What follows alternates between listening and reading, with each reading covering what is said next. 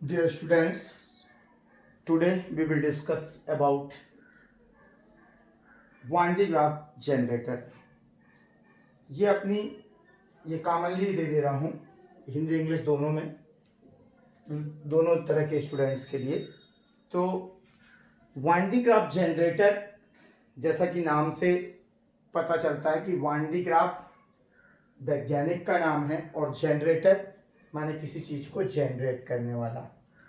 तो वान D graph generator एक प्रकार का ऐसा जनरेटर है जो उच्च स्तर पर वोल्टेज को माने विभवांतर को उत्पन्न करता है। तो पोटेंशियल डिफरेंस हाईली जनरेट करने के लिए यूज में आने वाली डिवाइस को क्या कहते हैं? वान डी ग्राफ जनरेटर। वान डी ग्राफ जनरेटर लाखों की स्थिति में, मतलब लाखों वोल्ट, मिलियन वोल्ट्स और mega volt 10⁻⁷ volt potential difference उत्पन्न करने में, प्रोड्यूस करने में सक्षम है। यह एक ऐसी वान डी ग्राफ जनरेटर एक जर्मन साइंटिस्ट के द्वारा 1920 में बनाई गई एक ऐसी डिवाइस है जो कि कई मेगा वोल्ट पोटेंशियल डिफरेंस को जनरेट कर सकती है। सबसे पहले इसकी इमेजिनेशन, कल्पना की गई थी लॉर्ड केल्विन के द्वारा 1838 में, लेकिन तब वो बना नहीं सके। इसे 1920 में जर्मन साइंटिस्ट वान डी ग्राफ के द्वारा बनाया गया था। और वान डी ग्राफ जो है आपके वान डी ग्राफ के नाम पर ही इसे वान डी ग्राफ जनरेटर कहा गया। चूंकि ये क्या जनरेट करता है? ये जनरेट करता है आपका हाई वोल्टेज पोटेंशियल डिफरेंस को जनरेट करता है, अर्थात उच्च विभवांतर, जो कि 10⁻⁷ वोल्ट्स अर्थात मिलियन वोल्ट्स की ऑर्डर में होता है, मिलियन वोल्ट्स की कोटि में होता है। तो इस तरह से वान डी ग्राफ जनरेटर एक उच्च विभवांतर या हाई पोटेंशियल प्रोड्यूस करने वाली एक डिवाइस है, जिसे 1920 में वान डी ग्राफ के द्वारा, जर्मन साइंटिस्ट वान डी ग्राफ के द्वारा डिजाइन किया गया था। अब दूसरा प्रश्न उठता है कि हम उच्च विभवांतर या हाई वोल्टेज क्यों जनरेट करें? What is the reason and what is the uses to produce high voltage? हमें उच्च विभवांतर या हाई वोल्टेज प्रोड्यूस करने की आवश्यकता क्यों होती है? तो क्या है कि जो न्यूक्लियर रिएक्शंस हैं, एटम्स की स्टडी है, मॉलिक्यूल्स की स्टडी है, study of atoms, study of molecules structure, nuclear reactions और न्यूक्लियर को पेनिट्रेट करना, न्यूक्लियस को पेनिट्रेट करना, अर्थात नाभिकीय अभिक्रियाएं या नाभिकीय संरचनाएं को समझने, अणुओं, परमाणुओं का, मॉलिक्यूल्स, एटम्स की स्टडी करने के लिए एवं स्टडी करने के लिए हमें हाई वोल्टेज की आवश्यकता होती है। अब हाई वोल्टेज की आवश्यकता क्या होती है? तो हमें पेनिट्रेट करने के लिए क्या होना चाहिए? हाईली एक्सीलरेटेड चार्ज पार्टिकल की आवश्यकता होती है। किसी भी न्यूक्लियस को पेनिट्रेट करने के लिए, भेदने के लिए हमें क्या होती है आवश्यकता? एक हाईली एक्सीलरेटेड उच्च त्वरित बने आवेशित कण चाहिए होता है। उच्च त्वरित आवेशित कण अर्थात हाईली एक्सीलरेटेड चार्ज पार्टिकल चाहिए होता है। और हम अच्छी तरह से जानते हैं कि energy of any charge particle is equal to Q/V। किसी भी आवेशित कण की ऊर्जा उस पर आवेश गुणित विभवांतर के बराबर होती है।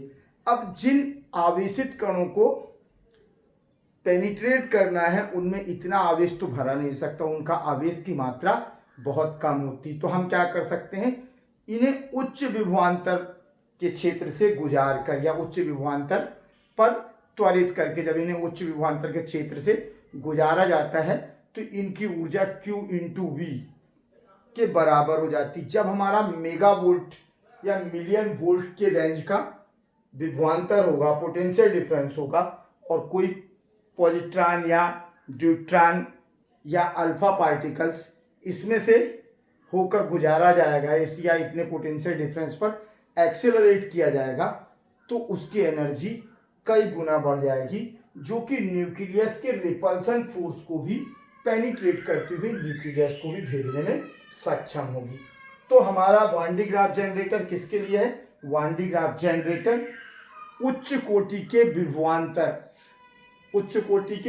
विभवांतर high potential differences order of 10⁻⁷ को जनरेट करने के लिए बनाया गई डिवाइस थी, जिसे कि वान डी ग्राफ, जर्मन साइंटिस्ट वान डी ग्राफ के द्वारा डिजाइन की गई थी। और इसकी आवश्यकता क्यों होती है, इसकी यूजेज क्या है? चूंकि हाई पोटेंशियल डिफरेंस किसी भी चार्ज पार्टिकल को एक्सेलरेट करने के लिए, त्वरित करने के लिए, किसी भी चार्ज पार्टिकल को एक्सेलरेट करने के लिए, त्वरित करने के लिए हाई वोल्टेज की आवश्यकता होती है, हाई वोल्टेज की नीड होती है। और हाई वोल्टेज हम जानते हैं कि एयर में हम 10⁶ तक ही जा सकते हैं, अन्यथा आसपास की एयर क्या हो जाती है? आयनाइज हो जाती है। तो ऐसी कंडीशन में हमें हाई वोल्टेज मिलियन लेवल का वोल्ट पोटेंशियल डिफरेंस प्रोड्यूस करने के लिए इस डिवाइस को बनाया गया था, ताकि हम हाई वोल्टेज पर चार्ज पार्टिकल को एक्सीलरेट करके न्यूक्लियर स्टडी कर सकें, विभिन्न रिएक्शंस को, न्यूक्लियर रिएक्शंस को समझ सकें पेनिट्रेट करने के उपरांत, और स्टडी कर सकें किनकी? मॉलिक्यूल्स, एटम्स आदि की। तो ये आवश्यकता हुई। अब किस प्रिंसिपल पर काम करता है? What is the principle of one D graph? तो वान डी ग्राफ जनरेटर के बेसिक कॉन्सेप्ट, वास्तव में कोई डिवाइस बनना, बहुत बड़ी डिवाइस भी बनती है तो उसके पीछे छोटे छोटे से रीजंस होते हैं, छोटे छोटे से कॉन्सेप्ट, छोटे छोटे से प्रिंसिपल होते हैं। हमें ये और बात है कि हमें दिखाई नहीं देते, बहुत सारी चीज़ें हमारे आसपास ऐसी फैली हुई हैं जिन्हें हम देखते हैं, सुनते हैं, लेकिन कभी केयर नहीं करते।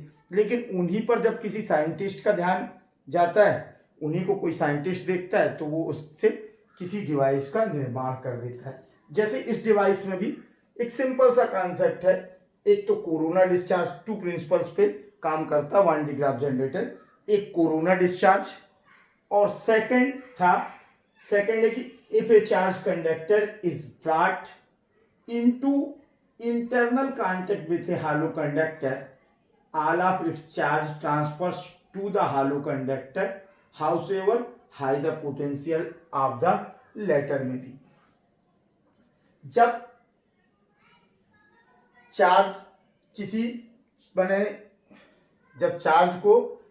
चार्ज खोखले चालक के अंदर, खोखले कंडक्टर के अंदर, हालो कंडक्टर के अंदर किसी चार्ज कंडक्टर को इंटरनली रखा जाता है और चार्ज कंडक्टर कनेक्ट हो जाता है। चार्ज कंडक्टर किससे कनेक्ट में? चार्ज कंडक्टर हालो स्फीयर से कांटेक्ट में रहता है। तो इस कंडीशन में इनर स्फीयर या इनर कंडक्टर को जितना भी चार्ज दिया जाता है, वो सारा का सारा चार्ज कहाँ पर आ जाता है? वो सारा का सारा चार्ज जो हालो कंडक्टर है उसके आउटर सरफेस पर आ जाता है। अर्थात कहने का मतलब यह है कि जब किसी खोखले कंडक्टर या चालक के अंदर किसी अन्य चालक को रखकर उसे आवेशित किया जाता है और अंदर रखा चालक, खोखले चालक के अंदर रखा चालक यदि खोखले चालक से अंदर से कनेक्ट हो, किसी चालक तार से संपर्कित हो, कांटेक्ट में हो, तो ऐसी कंडीशन में अंदर के रखे इनर कंडक्टर को जितना भी चार्ज दिया जाता है वो समस्त चार्ज कहाँ आ जाता है? खोखले चालक के आउटर सरफेस पे आ जाता है।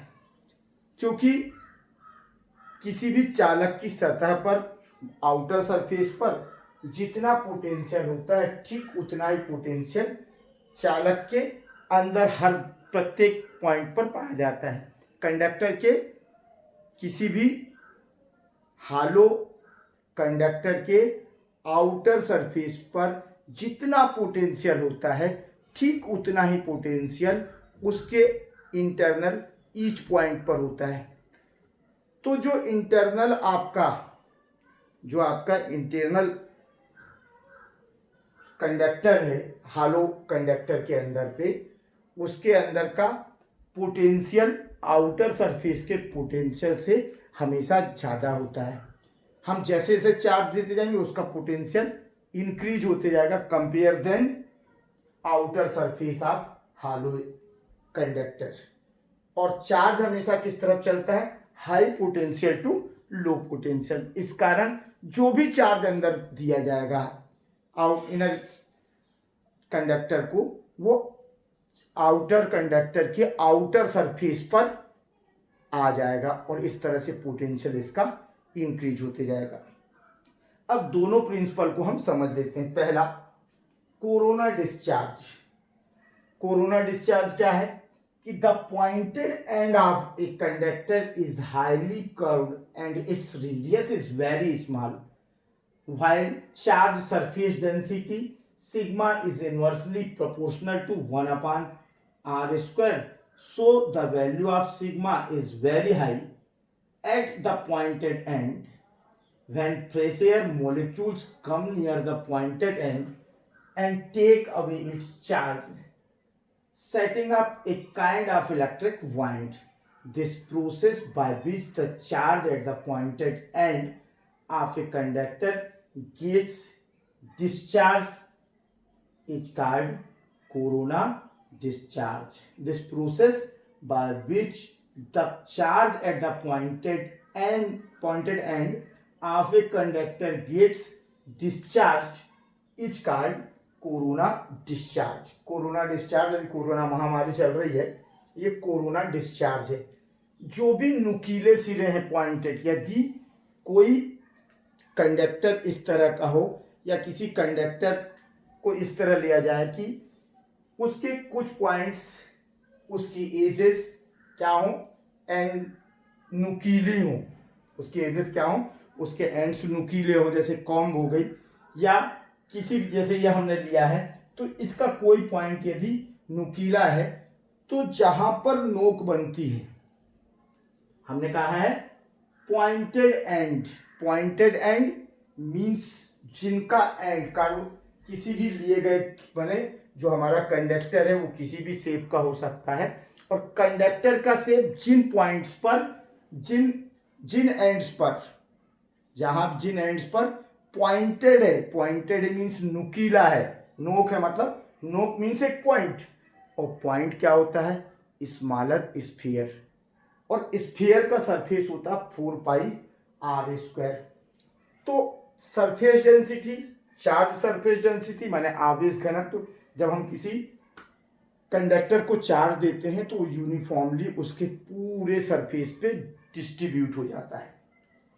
जब हम किसी कंडक्टर को चार्ज देते हैं तो चार्ज यूनिफॉर्मली इक्वली डिस्ट्रीब्यूट हो जाता है सरफेस पर, लेकिन जिन पॉइंट्स पर, जिन एंड्स पर पॉइंटेड हैं, जिन एंड्स पर हमारा कंडक्टर पॉइंटेड है, पॉइंटेड होने का मतलब है कि उन नुकीला है या नोक है, तो उन पॉइंट्स पर एक स्फीयर बनेगा, और चूंकि पॉइंट का रेडियस आप समझ सकते हो कितना कम होगा, एक पॉइंट की रेडियस क्या होगी, सपोज 0.01 एम है, मिलीमीटर है, तो 0.01 मिलीमीटर का मतलब कितना हुआ, या 0.1 मिलीमीटर भी है, तो 0.1 मीटर को, 1 मिलीमीटर को यदि आप मीटर में कन्वर्ट करते हो तो क्या हो जाएगा 0.201 मीटर। अब 0.201 मीटर का 1/r² निकालो, माने स्क्वायर करो तो कितने हो गए 5.501, और जब इसको ऊपर ले गए तो हम क्या हो जाएगा 10�6। तो 10�6 कितना था, सरफेस डेंसिटी कितनी हो गई, 10�6 की ऑर्डर की हो गई।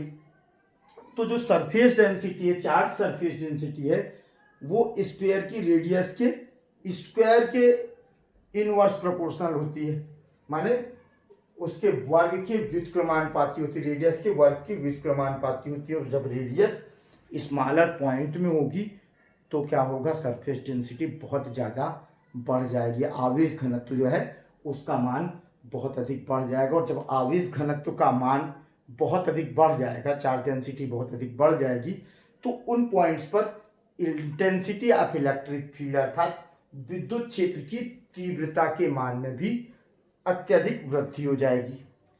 जैसे ही हम क्या करेंगे, चार्ज डेंसिटी पॉइंट माने जहां पर एंड्स पर, जिन एंड्स पर पॉइंटेड है, जिन एंड्स पर कंडक्टर पॉइंटेड है माने नुकीला है या पॉइंट पर एंड हो रहा है, पॉइंटेड है पॉइंट पर एंड हो रहा है अर्थात नुकीला है, उन पर एक स्मॉलर स्फीयर बन रहा है और स्फीयर का सरफेस होता है 4πr²।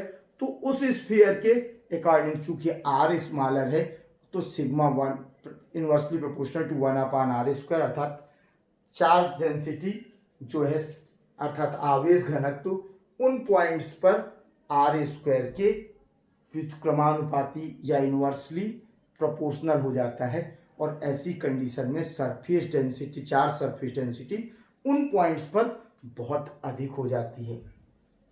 उन पॉइंट्स पर बहुत अधिक होने के कारण इंटेंसिटी ऑफ इलेक्ट्रिक फील्ड, विद्युत क्षेत्र की तीव्रता उन पॉइंट्स पर बढ़ जाती है। और जब इनसे आसपास की एयर, फ्रेश एयर कांटेक्ट में आती है तो यहाँ से चार्ज डिस्चार्ज होने लगता है। क्या होता है कि जब पॉइंटेड एंड्स के पास से, चार्ज पॉइंटेड एंड के पास से फ्रेश एयर कांटेक्ट में आती है तो ये फ्रेश एयर को आयनाइज्ड कर देता है। और फ्रेश एयर जब आयनाइज्ड हो जाता है तो पॉजिटिव चार्ज पॉजिटिव को रिपेल करेगा, पॉजिटिव चार्ज पॉजिटिव को रिपेल करेगा और नेगेटिव चार्ज को अट्रैक्ट करके न्यूट्रल होगा। तो यहाँ से चार्ज की फुहार होने लगती है, स्प्रे होने लगता है। यदि इस माने जो एंड्स हैं बहुत शार्प हैं, जब एंड्स बहुत शार्प हैं या बहुत नुकीले हैं और इसे चार्ज बढ़ाया जा रहा है तो ऐसी कंडीशन में नुकीले एंड से क्या होने लगता है, चार्ज डिस्चार्ज होने लगता है, एक प्रकार का चार्ज का स्प्रे होने लगता है, क्योंकि ये आसपास की फ्रेश एयर को आयनाइज्ड कर देता है। और फ्रेश एयर जब आयनाइज्ड होती है तो इलेक्ट्रॉन पॉइंटेड एंड के नज़दीक जाके न्यूट्रल करते हैं उसे, और जो आपका पॉजिटिव चार्जेस हैं वो रिपेल होने लगते हैं। इस तरह से उसके आसपास एक इलेक्ट्रिक वाइंड, एक प्रकार की इलेक्ट्रिक वाइंड बहने लगती है। और इस प्रोसेस को ही किसी पॉइंटेड एंड के पास से, किसी पॉइंटेड एंड पर किसी कंडक्टर के, चार्ज कंडक्टर के पॉइंटेड एंड पर चार्ज का डिस्चार्जिंग होना, डिस्चार्ज होने की घटना को, चार्ज के डिस्चार्ज होने की प्रोसेस को ही कोरोना डिस्चार्ज कहते हैं। कोरोना डिस्चार्ज किसे कहते हैं, corona discharge is the process in which charge is discharge from the pointed ends of charge conductor. किसी भी चार्ज कंडक्टर के पॉइंटेड एंड अर्थात नुकीले सिरों से चार्ज के क्या होने की, डिस्चार्ज होने की घटना को, चार्ज के डिस्चार्ज होने की घटना को या प्रोसेस को क्या कहते हैं, कोरोना डिस्चार्ज करते हैं। तो एक कॉन्सेप्ट इसी का यूज किया गया है कि हमें स्प्रे करने के लिए, जब हम स्ट्रक्चर पढ़ेंगे तो हमें समझ में आएगा ये एक प्रिंसिपल। सेकंड प्रिंसिपल को समझने के लिए हम दो स्फीयर की इमेजिन कर लेते हैं। Suppose A is a sphere, मान लो ए एक हालो स्फीयर है, ए एक आर रेडियस का हालो स्फीयर है जिस पर +q चार्ज है। माना कि ए एक कैपिटल आर त्रिज्या का, कैपिटल आर रेडियस का एक हालो स्फीयर है, इसके अंदर एक अन्य स्फीयर बी जिसकी रेडियस कितनी है, स्मॉल आर है, अंदर स्मॉल q आवेश के साथ रख दिया जाता है। एक आर रेडियस का, एक आर रेडियस का क्या है, हालो स्फीयर है जिसकी रेडियस आर है, जिस पर total charge plus capital Q है।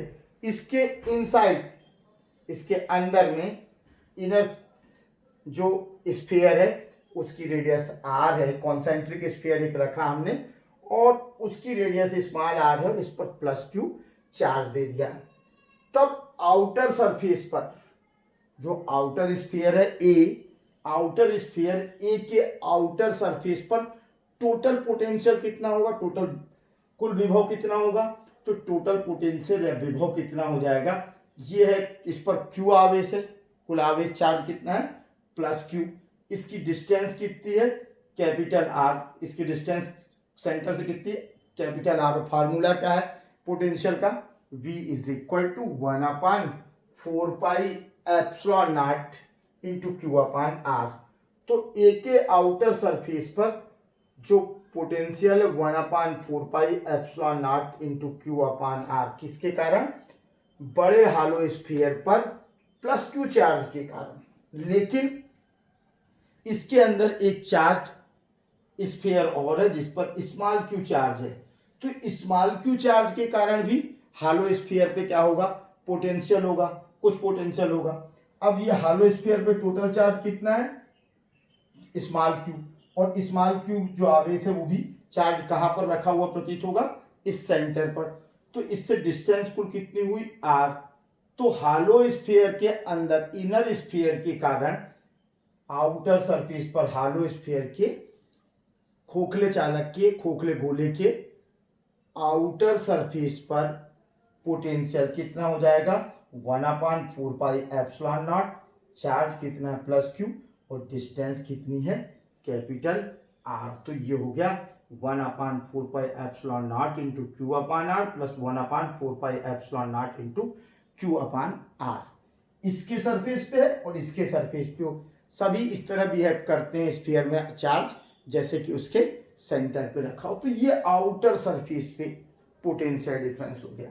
अब चूंकि चार्ज जो इनसाइड स्फीयर है, स्फीयर के, हालो स्फीयर के अंदर जो एक स्फीयर है, स्मॉलर स्फीयर है, उस पर भी प्लस क्यू चार्ज है, तो इसका इसके सरफेस पर स्मॉल या इनर स्फीयर के सरफेस पर पोटेंशियल किसके कारण, प्लस क्यू चार्ज के कारण।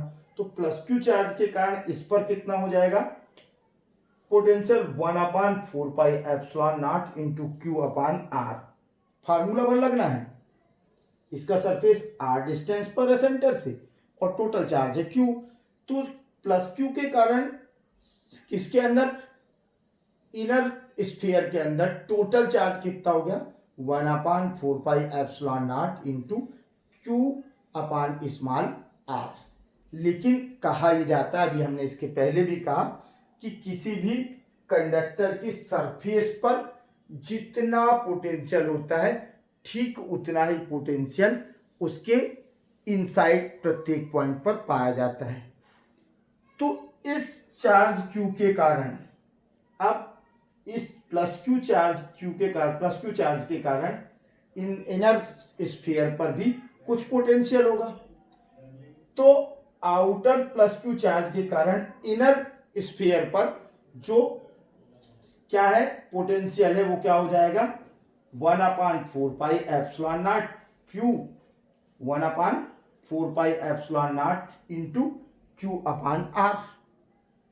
कितना हो जाएगा potential 1/4 pi epsilon not into capital Q upon R. ये कितनी डिस्टेंस पर आर है, तो इस कारण से इसके अंदर इसका जो सरफेस पर है वही इस पर भी होगा। तो जो आउटर सरफेस के कारण हुआ वो अंदर भी होगा। तो ये इसके पूरे इनर सरफेस में, ये इसके छोटे वाले के आउटर सरफेस में 1/4 pi epsilon not into Q upon R था, और इस जिस माहौल में रखा, जिस पोटेंशियल में रखा, चूंकि हालो स्फीयर के अंदर, हालो स्फीयर के कारण जो पोटेंशियल है वो उसके अंदर भी होगा, और इसके कारण कितना हालो स्फीयर का 1/4 pi epsilon not into Q upon R.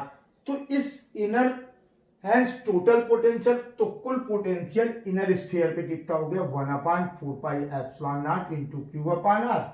Plus 1/4πε0 into capital Q/R। तब ये किसका चार्ज हुआ, ये जो आपका पोटेंशियल था उस ए पर था, ये किस पे हुआ, बी पर हुआ, तो ये पोटेंशियल किसका हो गया, टोटल पोटेंशियल VB। अब हम VB माइनस VA निकालें तो VB माइनस VA दोनों में 1/4πε0 इंटू Q/R, 1/4πA पर 1/4πε0 Q/R, ये दोनों में है, तो VB माइनस VA, तो ये दोनों एक दूसरे से कैंसिल हो गए। अब VB में पहला पॉइंट क्या था, 1/4πε0 इंटू Q/R, तो यहां से हमने Q/4πε0 कॉमन ले लिया तो बच गया 1/R। और ए में क्या बचा, ए में बचा था आपका 1/4πε0 इंटू Q/R, 1/4πε0, इसमें दोनों में Q था और इसमें R कैंसिल हो गए तो Q/R निकला -1/R, तो ये सारी गलत लिख गया, ये Q/R, ये कितना हो गया Q/R।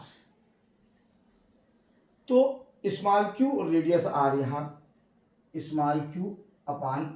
अब क्या हुआ, अपने को मिला VB minus VA is equal to Q/4πε0 1/R minus 1/, अब हम अच्छी तरह जानते हैं कि 1/R small r is greater than 1/R, तो इसका इनवर्स में since implies that small r is less than capital R, मतलब छोटा जो गोला है उसकी त्रिज्या बड़े गोले की त्रिज्या में कम है, इसलिए 1/R का मान जो है 1/R की वैल्यू कैपिटल 1/R की वैल्यू से क्या होगी, अधिक होगी। और यदि ये अधिक होगी 1/R 1/R is greater than 1/R, तो निश्चित है कि VB is greater then VA, अर्थात जो आपका इनर स्फीयर है उसको हम कितना भी चार्ज दें, उसका पोटेंशियल, उसका विभव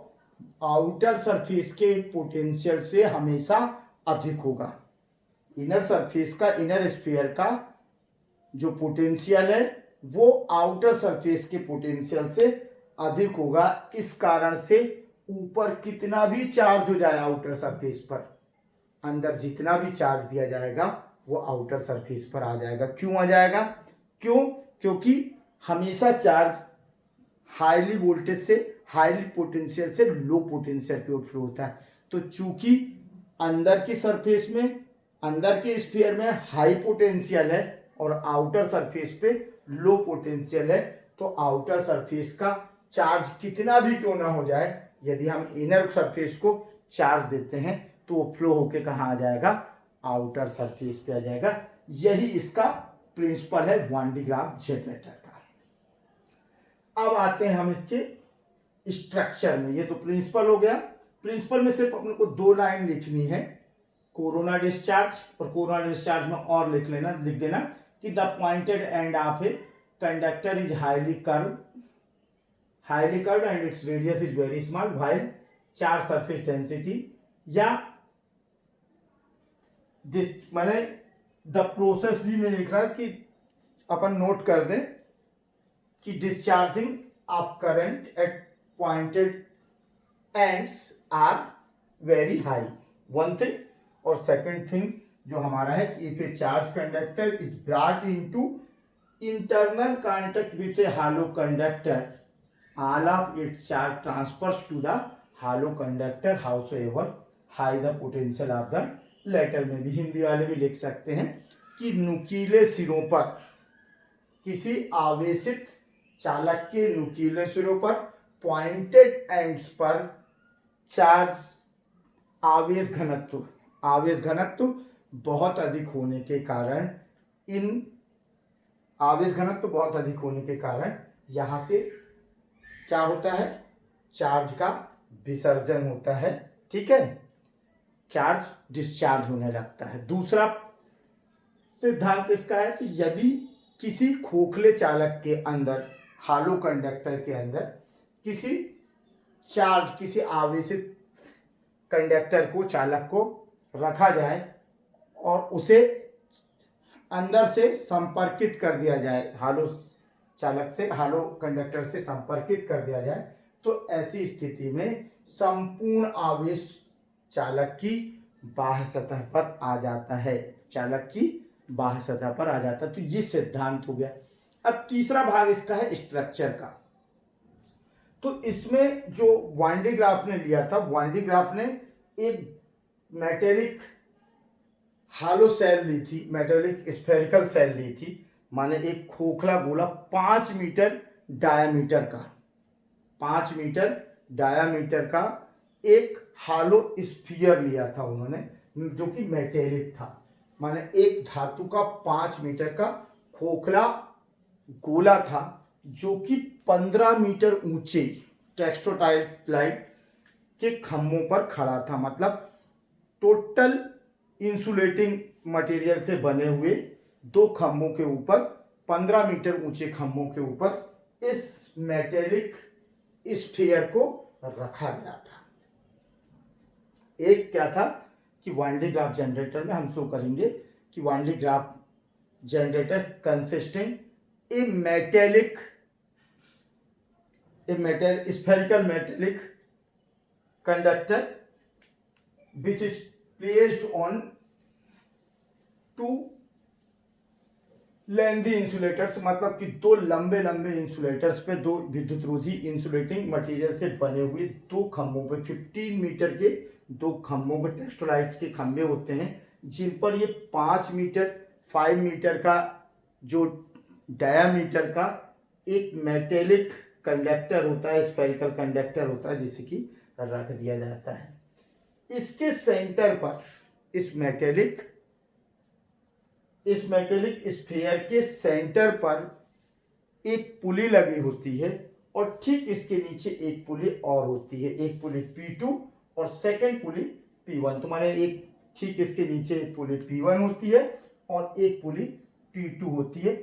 पुलिस P1 और P2 के बीच में, घिरनी P1 और P2 के बीच में एक विद्युत रोधी, एक इंसुलेटिंग मटेरियल जैसे रबर, सिल्क या नायलॉन की बेल्ट लगी होती है। इस वान डे ग्राफ जनरेटर में मेटल के स्फीयर के सेंटर पर एक पुली होती है और एक पुली ठीक उसके नीचे बेस पर लगी होती है और दोनों पुलिस के बीच में एक इंसुलेटिंग मटेरियल, विद्युत रोधी पदार्थ की बेल्ट, जो कि सिल्क या रेशम या नायलॉन की बनी होती है, लगी होती है, जिसे कि एक मोटर की सहायता से दोनों पुलिस के बीच में घुमाया जाता है। तो इस बेल्ट को, ये जो P1 P2 पुलिस दिख रही हैं, इन पुलिस के बीच में ये इंसुलेटिंग मटेरियल नायलॉन, रबर या रेशम की एक बेल्ट बंधी होती है और इस बेल्ट को नीचे मोटर की सहायता से इस पुलिस को क्या किया जाता है, घुमाया जाता है, जिससे कि ये बेल्ट किस पे घूमती है, पुलिस P1 और P2 के बीच मूव करती है। बेस में नीचे पुलिस P1 के या घिरनी P1 के समीप ही एक मेटेलिक कॉम्ब लगी होती है, एक धात्विक कंघी लगी होती है, एक धात्विक कंघी या मेटेलिक कंघी लगी होती है, जिसका संपर्क माने बैटरी के हाई टेंशन बैटरी के पॉजिटिव एंड से होता है, जबकि नेगेटिव एंड उसका अर्थ ध्रुव होता है। अर्थात इसके पुली P1 के नजदीक में एक धात्विक कंघी होती है, जिसका एक सिरा किससे, उच्च माने बैटरी के हाई टेंशन बैटरी के पॉजिटिव एंड से, धन सिरे से जुड़ा होता है, जबकि बैटरी का दूसरा सिरा पृथ्वीकृत होता है, जमीन से संपर्कित कर दिया जाता है।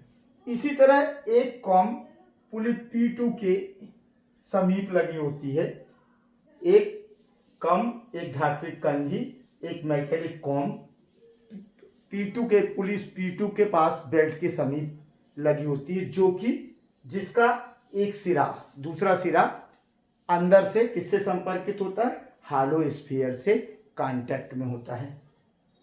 जिस जो P1 के नीरर कंघी है उसे स्प्रे कॉम्ब कहा जाता है, स्प्रे कॉम्ब या फुहार कंघी कहा जाता है। जबकि ऊपर संपर्कित स्फीयर, मेटेलिक स्फीयर से संपर्कित जो कॉम्ब है, धात्विक कॉम्ब है, मेटेलिक कॉम्ब है, उसे कलेक्टिंग कॉम्ब या संग्राही, हिंदी में संग्राही कंघी कहा जाता है। तो इस तरह से वान डी ग्राफ जनरेटर की रचना बहुत कठिन नहीं है और इस संपूर्ण अरेंजमेंट को एक इस्पात के टैंक में हाई प्रेशर पर क्या कर दिया जाता है, पैक कर दिया जाता है। तो बड़ा सिंपल सा स्ट्रक्चर है। कंस्ट्रक्शन में क्या है कि इसमें एक मेटेलिक स्फीयर होता है, एक लार्ज मेटेलिक स्फीयर होता है जो कि टू इंसुलेटिंग पिलर्स पर क्या होता है, प्लेस्ड होता है, रखा जाता है। और इसके सेंटर पर एक पुली लगी होती है जिसका कांटेक्ट नीचे बेस में एक अन्य पुली से होता है। इन दोनों पुलिस के बीच में, दोनों घिरनियों के बीच में एक इंसुलेटिंग मटेरियल अर्थात विद्युत रोधी पदार्थ की बेल्ट होती है जो कि रेशम या नायलॉन या रबर की होती है, लगी होती है। और नीचे बेल्ट की नीचे की पुलिस जो है, नीचे की जो घिरनी है, उसका संपर्क किससे होता है, एक मोटर से होता है, जो मोटर को स्टार्ट करने पर दोनों पुलिस के बीच इस बेल्ट को घुमाती है। बेल्ट के निचले हिस्से में या पुलिस P1 के समीप एक धात्विक कंघी लगी होती है, जिसका एक सिरा हाई टेंशन बैटरी के पॉजिटिव एंड से जुड़ा होता है, जबकि दूसरा सिरा पृथ्वीकृत होता है। बैटरी का दूसरा सिरा पृथ्वीकृत होता है, अर्थात एक सिरा माने one end of metallic comb is connected with positive ends of battery, high tension battery, while second end of high tension battery is connected with the earth. And second metallic comb is in contact with metallic sphere. Second com जो है उसका internally contact किससे होता है, metallic sphere से होता है। और it is placed near police P2। ये पुलिस P2 के पास एक मेटेलिक एक धात्विक कंघी और होती है जिसका संपर्क अंदर से मेटेलिक स्फीयर से होता है। इसे संग्राही कंघी कहते हैं। और इस संपूर्ण व्यवस्था को एक इस्पात के टैंक में बंद कर दिया जाता है। तो ये वान डी ग्राफ की संरचना हो गई, construction of one D graph generator. अब एक टॉपिक बचता है कि वर्किंग क्या है। बहुत सिंपल सी है वर्किंग। ये 10⁴ ऑर्डर का वोल्टेज रहता है। ये जो हाई टेंशन बैटरी है, इस हाई टेंशन बैटरी का जो पोटेंशियल है वो 10⁴ वोल्ट होता है। जैसे ही इसे 10⁴ वोल्ट की बैटरी से कनेक्ट किया जाता है, स्प्रे कॉम के नीरल की जो एयर होती है वो कॉम के पॉजिटिव चार्ज से या कॉम की इलेक्ट्रिक फील्ड से अफेक्टेड होकर आयनाइड फॉर्म में हो जाती है। आयनाइड फॉर्म में आने के बाद जो उसके इलेक्ट्रॉन होते हैं, they are attracted with the com, while positive charge of ionized positive charge is repelled by comb and it spray positive charge of fresh air and which is collected by insulating belt. Since it is insulating belt, so it collects charge at a place, and when belt is moved and it reached near the collecting comb, then collecting comb neutralize these positive charge, collecting comb neutralize this positive charge, and this process is going on like this. The outer surface of